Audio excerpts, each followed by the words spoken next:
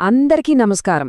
ఈరోజు మనం చరిత్రలో ఒక వెలుగు వెలిగిన అద్భుతమైన విజయనగర సామ్రాజ్యం గురించి మాట్లాడుకోబోతున్నాం. వాళ్ల కథ కాలగర్భంలో కలిసిపోయి ఉండొచ్చు, కానీ వాళ్లు మనకిచ్చిన కళ, సంస్కృతి అవి మాత్రం ఈనాటికి సజీవంగానే ఉన్నాయి.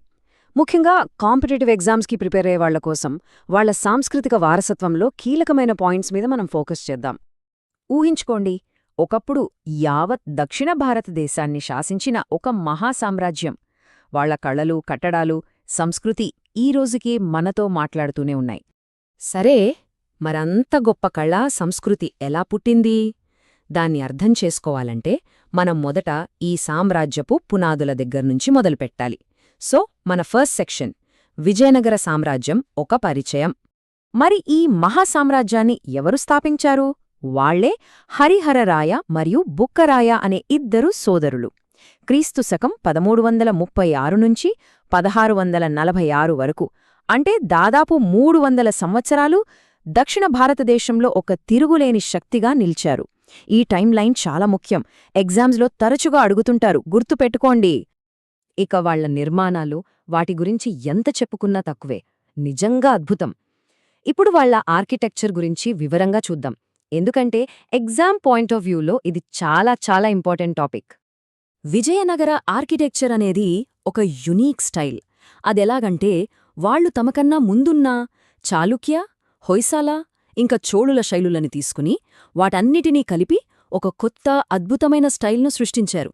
నిర్మాణానికి గట్టిగా, బలంగా ఉండే గ్రానైట్ను ఎక్కువగా వాడారు. వాళ్ల స్పెషాలిటీ ఏంటంటే భారీ ఏకశిలా విగ్రహాలు, అంటే ఒకే రాతిలోంచి చెక్కిన శిల్పాలు, ఇంకా విశాలంగా అద్భుతమైన పిల్లర్స్తో ఉండే మండపాలు. అంతేకాదు, వాళ్ల రాజభవనాల్లో ఆర్చ్లు, డూమ్ల లాంటి ఇండో ఇస్లామిక్ స్టైల్ను కూడా మనం చూడొచ్చు. విజయనగర టెంపుల్ ఆర్కిటెక్చర్లో మనం ఖచ్చితంగా తెలుసుకోవాల్సిన ఒక కీవర్డ్ రాయగోపురం. అంటే గుడిలోకి వెళ్లే దారిలో మనకు కనిపించే ఆకాశమంత ఎత్తైన భారీ గోపురాలన్నమాట. వీటిని ఇటుక, గారతో కట్టి వాటి నిండా దేవతల విగ్రహాలతో అద్భుతంగా అలంకరించేవాళ్ళు. ఇది వాళ్ల ఆర్కిటెక్చర్కి ఒక సిగ్నేచర్ స్టైల్ అని చెప్పొచ్చు. ఇక మరో ముఖ్యమైన పదం కళ్యాణ మండపం. ఇది గుడిలో దేవుడి కళ్యాణాలు చేయడానికి కట్టిన ఒక స్పెషల్ హాల్. చూడటానికి ఎంతో అందంగా, అద్భుతమైన శిల్పాలతో నిండిన స్తంభాలతో ఉంటుంది. ఇక్కడ చాలా ఇంట్రెస్టింగ్ పాయింట్ ఏంటంటే, ఈ కళ్యాణ మండపం అనే టాపిక్ మీద డైరెక్ట్గా యూపీఎస్సీ ప్రిలిమ్స్ 2019లో క్వశ్చన్ వచ్చింది. సో దీని ఇంపార్టెన్స్ ఏంటో మనకర్థమవుతుంది కదా. వాళ్ల ఆర్కిటెక్చరల్ స్కిల్స్కి కొన్ని బెస్ట్ ఎగ్జాంపుల్స్ చూద్దాం. హంపీలోని విఠలాలయం, అక్కడ సంగీతాన్ని పలికించే రాతి స్తంభాలున్నాయి. ఇంకా ఒకే రాతితో చేసిన రథముంది, అదొక అద్భుతం.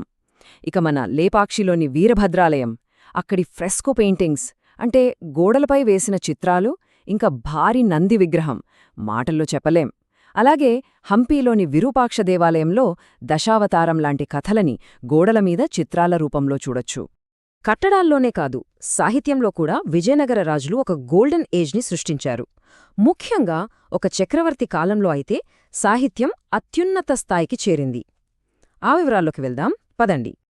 వాళ్ల ఆస్థాన కవుల్లో ఒకరైన ముక్కుతిమ్మన శ్రీకృష్ణదేవరాయల గురించి ఎంత గొప్పగా చెప్పారో చూడండి. ఓ కృష్ణరాయ, నువ్వు మనిషి రూపంలో ఉన్న సింహం లాంటివాడివి. నీ పేరు చెప్తే చాలు ఎంత దూరంలో ఉన్న శత్రువులైనా నాశనమైపోతారు. ఈ ఒక్క మాట చాలు ఆ రోజుల్లో కవులకు, కళలకు ఎంత గౌరవముండేదో అర్థం చేసుకోడానికి.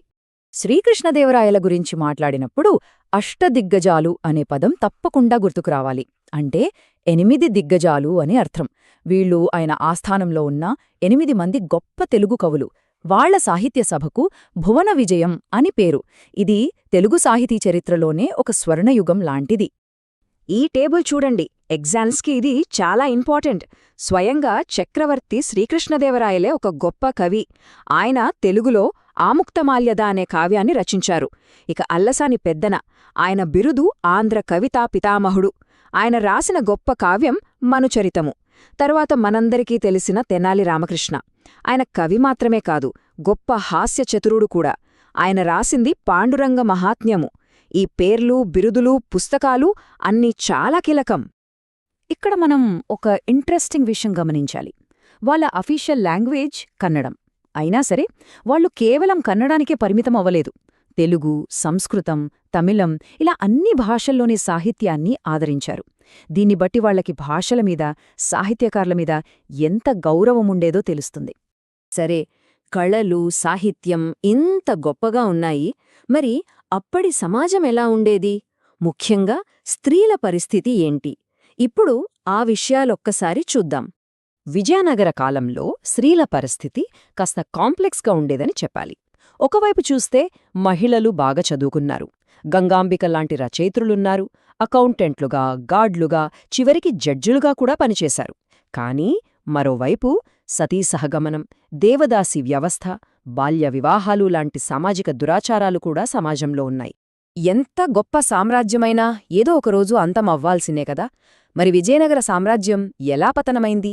కాని అంతకన్నా ముఖ్యంగా ఆ సామ్రాజ్యం మనకు ఎలాంటి వారసత్వాన్నిచ్చి వెళ్ళింది? మన చివరి సెక్షన్లో ఈ విషయాలు చూద్దాం. ఈ టైంలైన్ వాళ్ల ప్రయాణంలోని ముఖ్యమైన ఘట్టాలను చూపిస్తుంది. 1336లో మొదలైంది. 1509 నుంచి 1529 మధ్య శ్రీకృష్ణదేవరాయల కాలంలో స్వర్ణయుగాన్ని చూసింది. ఆ తర్వాత 1565లో డెక్కన్ సుల్తానులతో జరిగిన తల్లీకోట యుద్ధం. ఇది వాళ్ల పతనానికి ఒక టర్నింగ్ పాయింట్. చివరికి 1646లో ఈ మహాసామ్రాజ్యం అంతమైపోయింది. సామ్రాజ్యం పడిపోయినా దాని ప్రభావం మాత్రం చెరిగిపోలేదు. విజయనగరం మనకొక అద్భుతమైన లెగసీనిచ్చింది. వాళ్ల ప్రత్యేకమైన దేవాలయ నిర్మాణం, ఈనాటికీ మనం వింటున్న కర్ణాటక సంగీతం, ఎన్నో భాషల్లో వాళ్లు మనకిచ్చిన సాహిత్య సంపద, అప్పట్లోనే వాళ్లు నిర్మించిన అధునాతన నీటిపారుదల వ్యవస్థలు, ఇవన్నీ వాళ్లు మనకు వదిలివెళ్లిన గొప్ప వారసత్వ సంపద. ముగింపుగా ఒక్క ప్రశ్నతో మిమ్మల్ని వదిలేస్తున్నాను. ఒక్క యుద్ధం, ఒక గొప్ప సామ్రాజ్యం, వందల ఏళ్లపాటు నిర్మించిన సాంస్కృతిక వారసత్వాన్ని పూర్తిగా తుడిచిపెట్టగలదా? ఆలోచించండి.